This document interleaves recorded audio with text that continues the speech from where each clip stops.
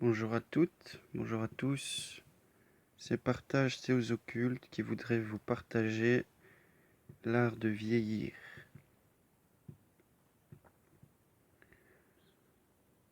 Texte issu des recommandations du maître MC Poinceau, grand occultiste de la fin du 19e siècle et début 20e.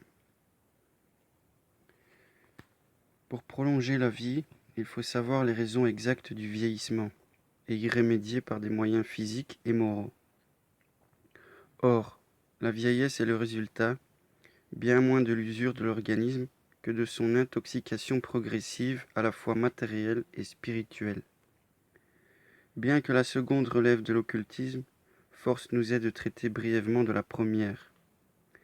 L'intoxication matérielle est d'ordre alimentaire, viande et alcool surtout, qui encrassent l'organisme, congestionnent le foie et les reins, produisent l'artériosclérose. Conclusion simple.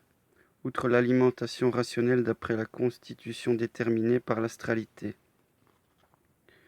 Se contenter de 2 repas par jour, dont un seul avec viande, ne pas trop manger. Manger lentement, en paix, sans lecture ou discussion troublant la digestion. Un jour de jeûne, au moins relatif par semaine, pour reposer l'appareil digestif. Éviter ou modérer le plus possible l'usage de l'alcool, des sucreries, des mets non frais. La liste est connue des aliments plutôt nocifs à tout le monde. User, avec circonspection, des purgatifs, sulfate de soude et des cachets désinfectants au charbon de bois. Faire de la respiration ample, beaucoup de grand air, promenade quotidienne. Nettoyer quotidiennement la peau par lavage et friction aux gants de crin. Absorber un verre d'eau fraîche au lever et faire des exercices physiques modérés. Ajoutons ces conseils du club des centenaires du Japon, qui d'ailleurs donne aussi ceux qui précèdent. Se lever tôt et se coucher tôt. Dormir de 6 à 7 heures environ, ni moins ni plus, dans une chambre obscure et la fenêtre entr'ouverte. Prendre tous les matins, si on le peut, un bain très chaud. Bannir les vêtements de soie et leur préférer le gros drap ou la laine.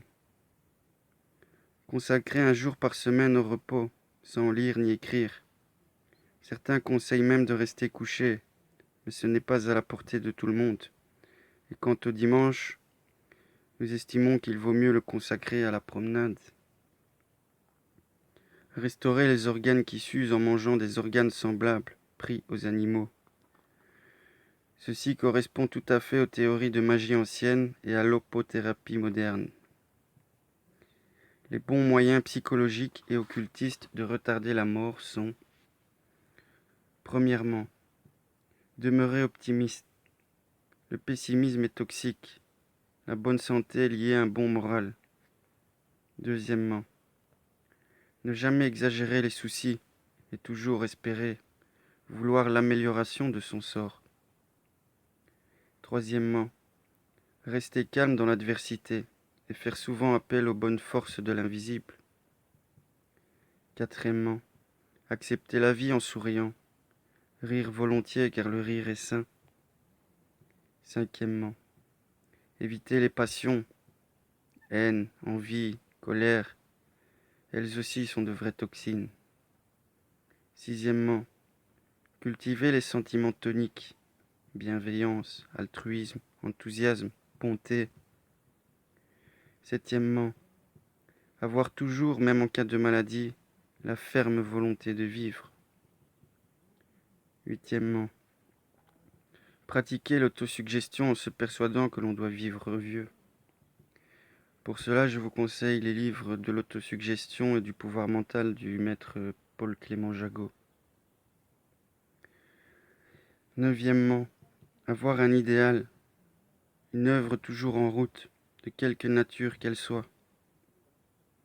Dixièmement, ne pas craindre la mort, tout en la retardant grâce aux conseils précités.